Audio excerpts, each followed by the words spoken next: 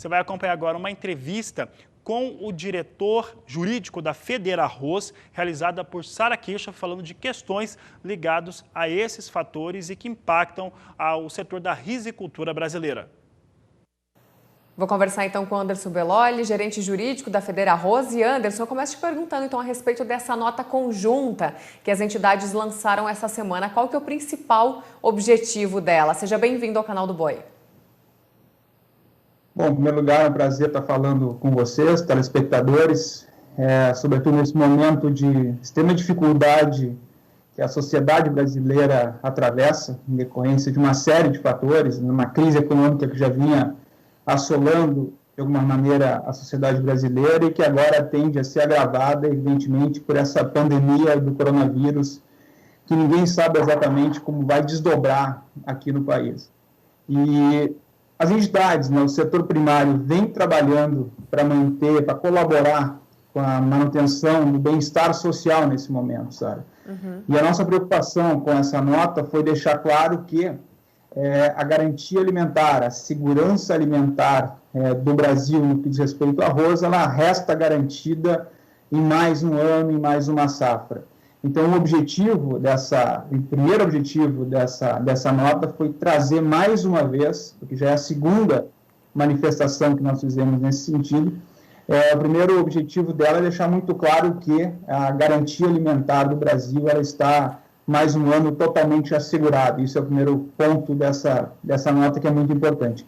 E o segundo, também deixar muito claro que não há qualquer tipo de especulação por parte do produtor rural no que diz respeito a esse momento, porque o que se percebe?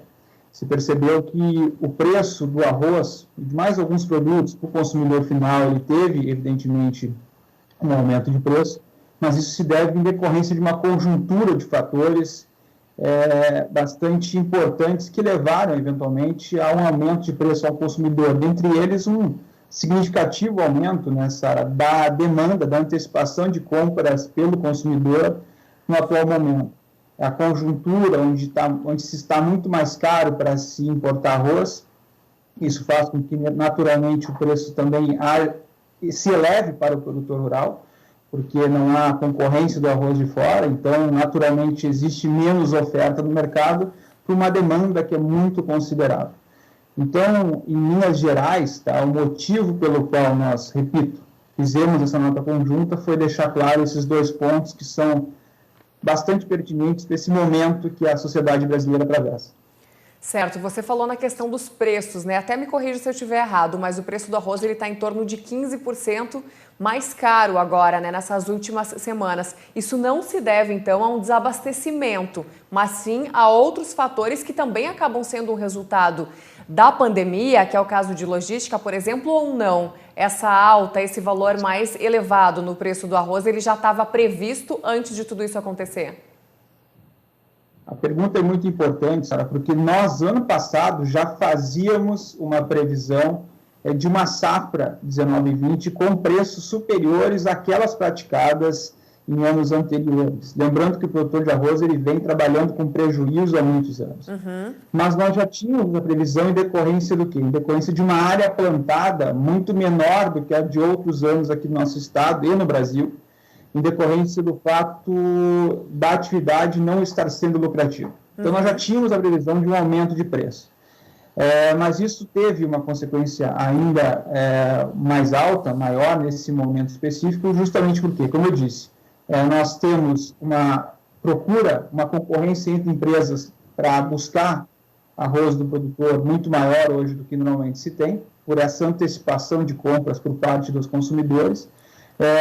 Com o dólar, com essa taxa cambial, ela está com o dólar bastante valorizado frente ao real, não ocorrem importações para o Brasil, então há uma menor oferta.